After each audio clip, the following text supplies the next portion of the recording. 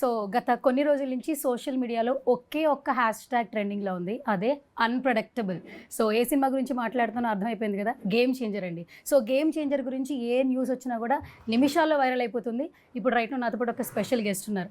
Mega అభిమానులే కాదు, cinema అభిమానులు కూడా ఫర్ ఎవర్ లవ్ చేసే పర్సన్, ఎవర్ గ్రీన్ హీరో ఇప్పటికీ కూడా శ్రీకాంత్ గారు. అసలు ట్రైలర్ చూసిన ప్రతి ఒక్కరు కూడా ఆ క్యారెక్టర్ చూసి చాలా ఇంటెన్స్ అవుతూ ఉన్నారు. అసలు ఎలాంటి క్యారెక్టర్ చేస్తున్నారని ఒక చిన్న ఇంటెన్స్ క్రియేట్ చేస్తుంది ట్రైలర్. అస్సలు లేట్ చేయదు, శ్రీకాంత్ గారితో మాట్లాడేద్దాం. Hi sir. గేమ్ చేంజర్ అనే ఒక చిన్న మ్యాటర్ బయటకు వచ్చిన తర్వాత హ్యాష్ ట్యాగ్ గత కొన్ని రోజుల నుంచి ఈ అన్ప్రెడిక్టబుల్ హ్యాష్ ట్యాగ్ బాగుంది సార్, మీకు ఎట్లా అనిపిస్తుంది?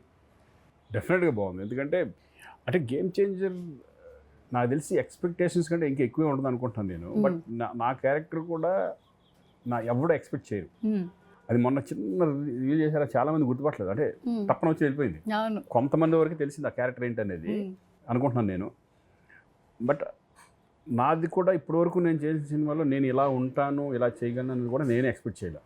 ఎప్పుడైతే ఆ సబ్జెక్ట్ నాకు ఎప్పుడైతే చెప్పారో, సబ్జెక్ట్ చెప్పినప్పుడు నేను ఒకటే అనుకున్నాను, ఇది నాకేనా, నా క్యారెక్టర్ అని చెప్తుంది అనుకున్నాను నేను.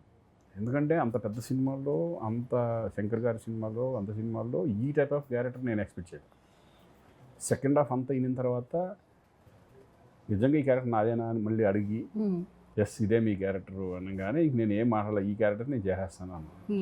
ఎందుకంటే అంత ఛాలెంజింగ్ క్యారెక్టరు. ఇంకోటి ఏంటంటే ఈ గెటప్లో నేను ఎలా ఉంటాను, అసలు నేను ఎలా అనేది నాకే ఆశ్చర్యంగా ఉంటుంది అనమాట. అటువంటి క్యారెక్టర్ ఈ సినిమాలో నాకు చేయడం జరిగింది. ఇప్పుడు వాళ్ళకే కాదు, అన్ప్రెడిక్టబుల్ ఇప్పుడు నేను కూడా ఈ సినిమా ఏంటి అనేది నాకు ఎక్సైటింగ్గా ఉంది, ఇంట్రెస్టింగ్గా ఎప్పుడెప్పుడు రిలీజ్ అవుతుందని నేను వెయిట్ చేస్తున్నాను. సో మొన్న లక్నోలో సార్ అసలు ఆ ఈవెంట్ అసలు చాలా గ్రాండ్గా అనిపించింది సార్. చూస్తున్న ప్రతి ఒక్కరికి కూడా, నాట్ ఓన్లీ తెలుగు ఆడియన్స్, అంటే మూవీ లవర్స్ అందరూ కూడా ఆ బజ్ని ఎంజాయ్ చేసాం.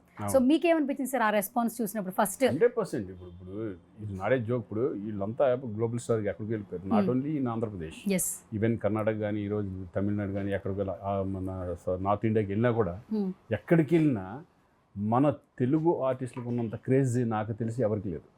ఎందుకంటే వాళ్ళ ఫిలిమ్సే ఎక్కువ ఈ మధ్య గత 10 yearsగా ట్రెండ్ అవుతూ, ఒక సినిమాని మించి ఇంకొక సినిమా, ఇంకొక సినిమా మించి ఇంకొక సినిమా అలా ఎంతో పోటీ పడుతూ వాళ్ళకి డామినేట్ చేసుకుంటా వెళ్ళే రేంజ్కి, ఇంటర్నేషనల్ స్టాండర్డ్కి మన తెలుగు సినిమా వెళ్ళడం అనేది is hats off directors, hats off అలాగే మన హీరోస్.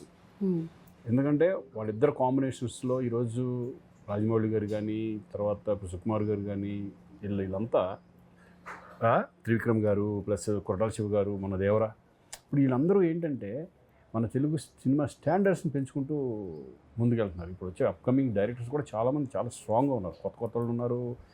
ఇప్పుడు అప్కమింగ్ వాళ్ళు కూడా వాళ్ళకి నాలెడ్జ్ ఎక్కువ, హై స్టాండర్డ్స్ మీద, ఇప్పుడు ప్రతి విషయం మీద, ఈవెన్ సీజీ మీద కానీ, లేకపోతే ఎలా ఉంటుంది విజువల్గా వాళ్ళు ఆలోచించే విధానాలు కానీ హై స్టాండర్డ్స్లో ఉంటున్నారు మన వాళ్ళు ఇప్పుడు.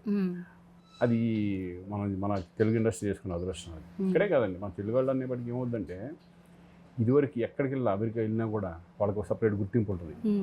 ఎక్కడికి వెళ్ళినా వాళ్ళే సపరేట్ ఇదిగా ఉంటారు. అలాగే ఇప్పుడు తెలుగు ఇండస్ట్రీ కూడా ఆ లెవెల్కి తీసుకెళ్ళిపోయారు. అలాగే ఈ ఫిలిం కూడా ఒక మంచి పాన్ ఇండియా ఫిలిం, ఇంటర్నేషనల్లీ మంచి సినిమా అవుద్దని ఒక పక్కా, ఈ సినిమా ఏంటంటే ఇట్స్ పక్కా కమర్షియల్ మూవీ, రెగ్యులర్ మూవీ లాగా ఉండదు, పక్కా commercial. And is a political message oriented and entertainment ఉంటుంది, సెటైర్లు ఉంటాయి, అన్నీ ఉంటాయి దీంట్లో.